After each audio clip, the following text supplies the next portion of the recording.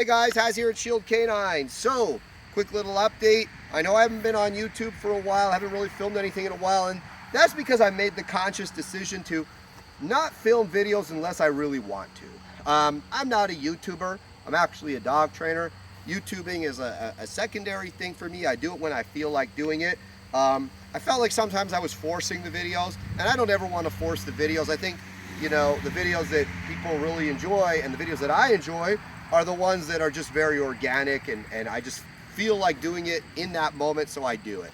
Um, the last week I've really been in the workshop. I've been working on my skills as a dog trainer. I got to go down to the United States, train with some world level trainers, and Diamond and Christina Hansel, and that was very instructive and productive. Gage is my, as you guys know, he's my competition dog, and we're really working towards specific goals with him. Hopefully one day high level competition, and there's a lot of work to be done there. And as a trainer, it's important that you expose your work to situations where it'll fall apart. And I felt like this trip between, we went down to Tennessee, it was like 100 degrees.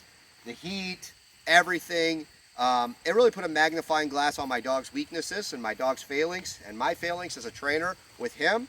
And, it's giving me the opportunity to grow and to become, more productive as a trainer, and to, make less mistakes, so on and so forth. And I think that's really something that, I've said it before, I'll say it again. I don't think enough dog trainers do this. You have got to find people that are better than you at different things. You need to go to them. You need to expose yourself to that critique.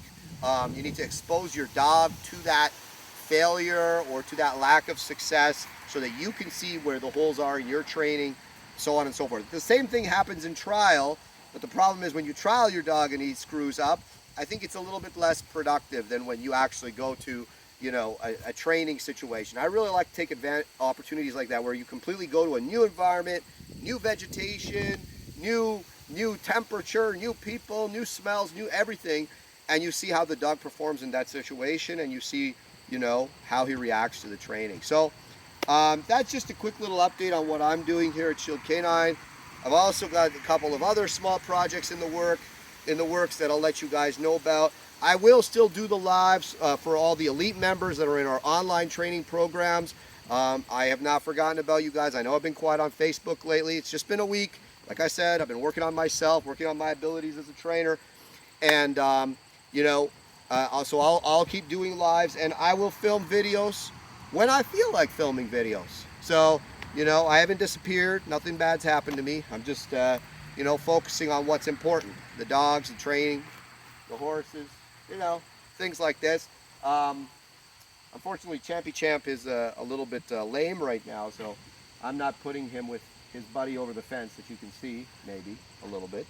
And yeah, so that's kind of a little bit about what's going on around here. Anything for me to add from a dog training standpoint that might be profound? Let me think. There's always a better road to Rome, right? There's always someone that's better at something than you are. Seek that person out. Seek that technique out. Refine what you're doing. I love it when I go to a dog trainer and they're kind of doing what I'm doing, but they're doing it better. Because then I'm like, okay, I see what I can do here to refine my process. They've already made the mistakes. They've learned the hard lessons. Let me start off of them. And that's why it's so important. I try to get out to 2-3 seminars a year. I think it's really, really important.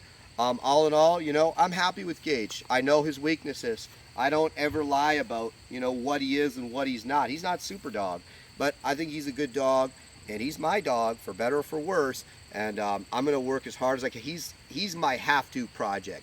My last couple of competition dogs, I had Bastion, I had Onyx, I had a little female Malian that I was working a little bit, Nova, and so on and so forth.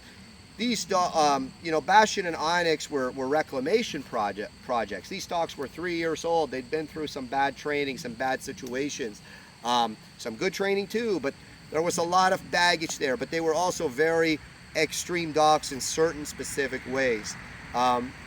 Gage is not an extreme dog. He's a good dog, but he's not an extreme dog, and he certainly has, some weaknesses.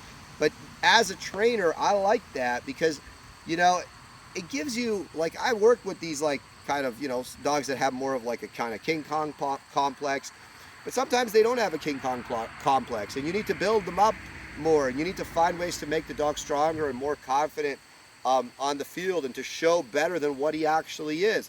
So it's a different kind of challenge. Instead of trying to get things under control, you're trying to make things maybe a little more than what they are.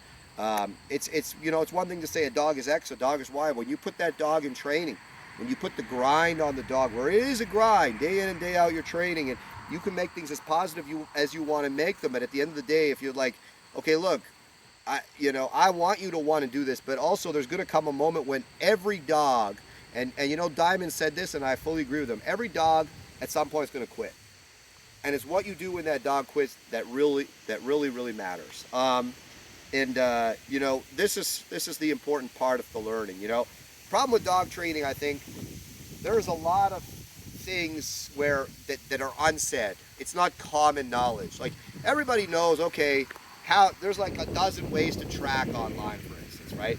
Here's how you track your dog. Follow XYZ, point A to point Z or whatever. What happens when the dog says, screw you, I'm not tracking? For whatever reason. Could be 100,000 reasons, right? What happens when he says, I'm not doing it? Oh, okay, well, I guess we'll go into the truck and we'll wait till you feel like it. That's not realistic. That's not ever going to be something that you can trust or rely on, right? There has to be a have to, but the have to can't break the want to. Again, I'm going to steal another saying from Diamond. We want the dog to need to, right? He doesn't just want to, he doesn't just have to, he needs to. That's the ideal place to be in your training. And you know, we're trying to find that, I'm trying to find that balance with my dog of the have to and the need to. And if you go too far in one direction, the picture isn't so nice. And if you go too far in the other direction, the picture might be nice, but there's technical errors. So if you watch my video of my BH, that's a wonderful example of a dog that really wanted to, but, you know, he was making technical mistakes. And then a week later, we do our IGP-1, and we go from want to kind of want to, but doesn't really feel like he needs to, and then we start to see some reliability issues crop up, right? So these are the kinds of things that you kind of problem solve your way through training, and every dog obviously is a little bit different. And I know a lot of you guys that watch are pet dog trainers, or sorry, pet dog people, and you have pets, and maybe a lot of this doesn't necessarily apply to you, but at the end of the day, I think, you know, we need to pursue as dog trainers a more advanced form of dog training in order to be good at the most basic form of dog training. And for me, the most basic form of dog training is pet dog training. I will say this though, the working dog people don't believe me, but it might be a more simple form of training in terms of, you know, training like commands, like simple commands, like sit, down, heel, come, whatever. But it's definitely more complex from a behavioral standpoint because you see such a wide range of temperaments, drive levels, behavioral issues, so on and so forth, that you do not see in the the working dogs. Here, guys, come over here. I'm going to show you guys the Q litter, and we can go visit the Q litter. You guys can see them. I really like these puppies. They're big, blocky puppies. These puppies are out of Vasco and Demi, Nori dog, aka Diva. You can see Demi on our website. She's technically a bicolor because she has a little tan between the toes, but for all intents and purposes, she's black. And she throws really high black bicolor. So, you know, for all intents and purposes, the black puppies in this litter are, I guess, basically bicolor. But anyways, let's take a look-see at them. These puppies are adorable. I have them in our outdoor little puppy pen here. I want you to check these guys out. Look at these guys. Let's bring the cat, let them see the puppies. Just a happy group. And they're so, I really love the builds. Like, you know, Vasco's a big dog, and, you know, Diva's a big dog for a female, and they have big family members. Like, I mean, this is the little female, the one female in the litter. Look at her. Adorable. Yes, you are. And then we've got big black male. Oh, wow. I'm sure he's going to have some tan points on his toes like his mother, but right now he's like all black. So for all intents and purposes, he's a black boy. I've got 2 of these. Very nice. Big boy. And then we've got some big sable males. Oh yes, I see you. Ooh. We've got Mr. Green here. Mr. Minty Green. Look at this. I love these puppies. These are beautiful puppies. Very nice dogs. I think they're going to make some nice guard dogs and family dogs. And I think also for sure there's going to be a real gangster or 2 in the bunch. We'll see, you know. People always, pick the puppy, pick the puppy. Look, I know I have puppy picking videos, guys, but to be honest, I don't know. I don't know. You know, I don't see any red flags. Things look good.